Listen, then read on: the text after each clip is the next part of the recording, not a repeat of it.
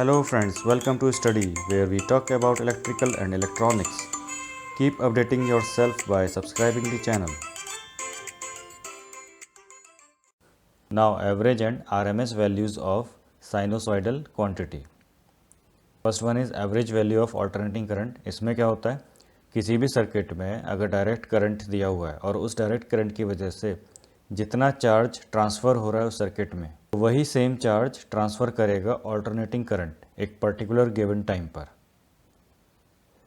Okay, so for DC I average is given as I1 plus I2 up to IN divided by N, and for AC I average is equals to area of one alternation or half cycle divided by length of base over one alternation or half cycle. Second is RMS value of alternating current. RMS value को हम effective value भी बोलते हैं. तो इसमें क्या होता है, किसी भी रेजिस्टेंस से अगर डायरेक्ट करंट फ्लो हो रही है, ठीक है, एक पर्टिकुलर टाइम के लिए कुछ अमाउंट ऑफ हीट प्रोड्यूस करता है वो, तो उतनी ही अमाउंट ऑफ हीट प्रोड्यूस होनी चाहिए जब ऑल्टरनेटिंग करंट फ्लो होगी उसी सेम रेजिस्टेंस से and for the same time. ठीक है, इसलिए for DC I RMS square is equals to I1 square plus I2 square plus up to IN square divided by small n, and for AC I RMS square equals to area of first half cycle of I square divided by pi. Now in AC circuits calculus का use होना है, तो मैं यहाँ पे दो फॉर्मूले लिख रहा हूँ जो आपको याद रखने हैं, आगे कुछ डेरिवेशंस करेंगे उनमें यूज़ होगा ये. So first is I average equals to 1/T integration 0 to T ft dt. ft is the function with respect to time, and I RMS square equals to 1/T integrate 0 to T f square T dt. ठीक है, ये one complete cycle के लिए. अगर half cycle के लिए expression लिखनी है तो हम इसमें कैपिटल T को रिप्लेस कर देंगे T/2 से. Next is average value of alternating current और voltage.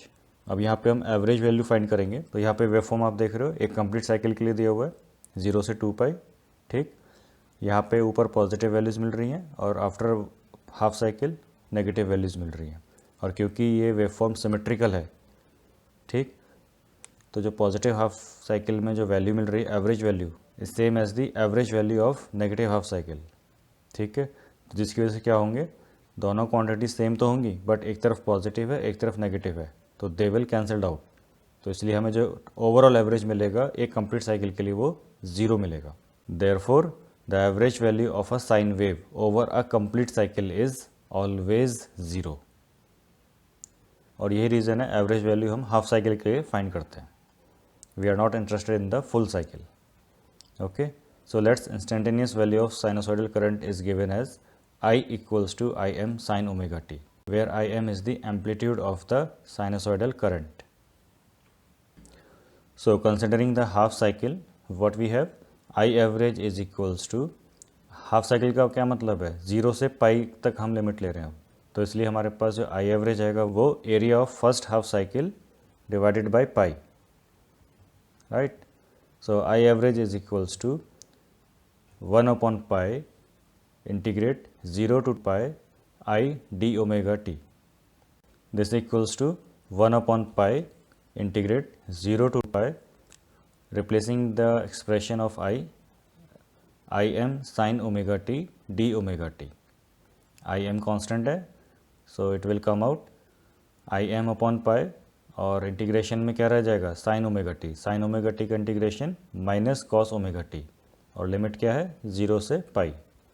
And here cos pi is -1, right, and cos 0 is 1. So solving this we get 2Im upon pi. This equals to 0.637 Im. Similarly, we can find average EMF. Therefore, E average equals to 0.637 Em. Now RMS value or effective value of alternating current or voltage. तो जैसे कि RMS में पता था आपको, I square हम use करते हैं उसमें फंक्शन, तो इसलिए यहाँ पे जो ग्राफ बन रहा है, देखो I का क्या है, I max sine omega t का एक्सप्रेशन है, तो उसका साइनोसॉइडल ग्राफ ये बन गया. अब इसी फंक्शन का स्क्वायर करेंगे तो हमें I max square sine square omega T मिलेगा। तो पॉजिटिव क्वांटिटी का तो स्क्वायर कर रहे हैं तो वो और हायर साइड में ऊपर वेव फॉर्म बनेगी इसकी। नेगेटिव साइड, जो नेगेटिव साइकिल है उसका भी स्क्वायर हो रहा है, that means we will get positive quantities. तो इसलिए जो आई स्क्वायर का ग्राफ बन रहा है वो इस तरह से बन रहा है। ठीक। So instantaneous value of sinusoidal current is given as i equals to I m sine omega t. Now considering the half cycle, what we have, I RMS square equals to area of first half cycle of I square divided by pi. This equals to 1 upon pi integrate 0 to pi I square d omega t. This equals to 1 upon pi integrate 0 to pi I square को replace किया I m sin omega t whole square d omega t.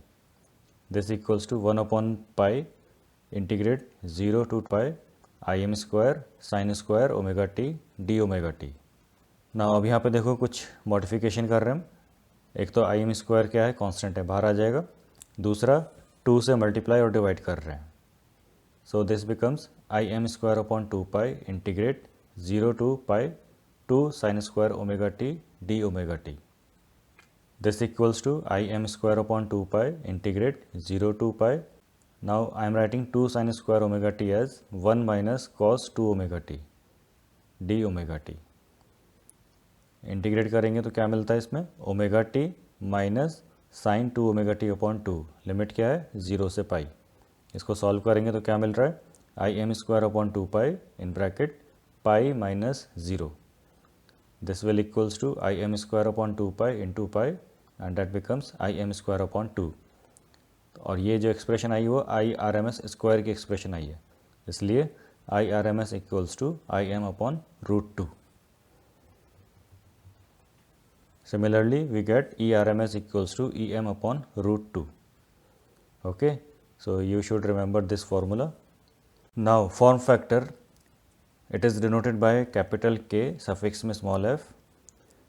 It's the ratio of R M S value to the average value of a sinusoidal quantity, that is K F equals to R M S upon average. ठीक है, अगर हम sinusoidal voltage के लिए form factor find करते हैं तो it will be K F equals to E R M S upon E average. और अभी हमने E R M S find किया था E M by root 2 and E average is 2 E M upon pi. इसको solve करेंगे तो pi upon 2 root 2 मिलेगा, that will be equals to 1.11। ये साइनोसॉइडल वोल्टेज के लिए हमेशा कॉन्स्टेंट रहेगा ये वैल्यू फॉर्म फैक्टर का। सिग्निफिकेंस क्या है फॉर्म फैक्टर का, इसमें रिलेशन क्रिएट कर देते हैं हम mean value and RMS value का। जो ऑल्टरनेटिंग क्वांटिटी है उसमें मीन और आरएमएस वैल्यू के बीच में एक रिलेशन क्रिएट हो जाता है, क्योंकि आरएमएस वैल्यू को फाइंड करने में टाइम कंज्यूम ज़्यादा होता है। तो अगर हमें एवरेज वैल्यू पहले फाइंड कर ली है और वो कन्वीनियंटली फाइंड हो गई है तो वी कैन फाइंड और determine the RMS value easily. Okay, next is peak factor.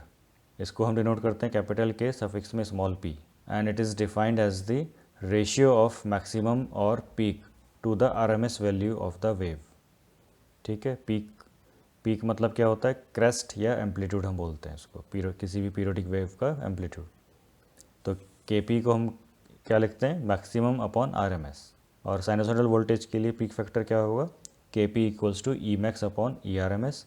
E max is E M and ERMS is EM by root 2 and this equals to root 2 which is equals to 1.414।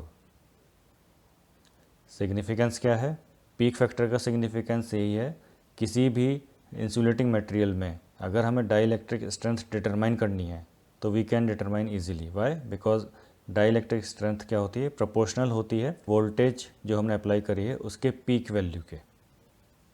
So with the help of peak factor we can determine the dielectric strength easily.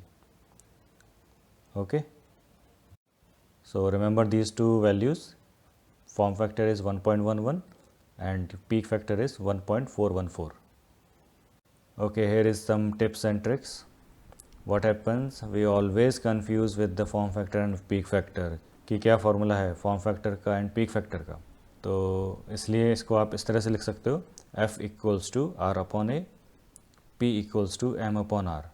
आप इसको फिर बोल सकते हो foreign policy equals to राम R।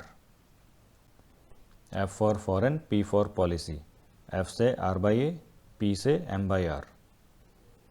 तो R stands for RMS value, A stands for average value, M stands for maximum value, R stands for RMS value.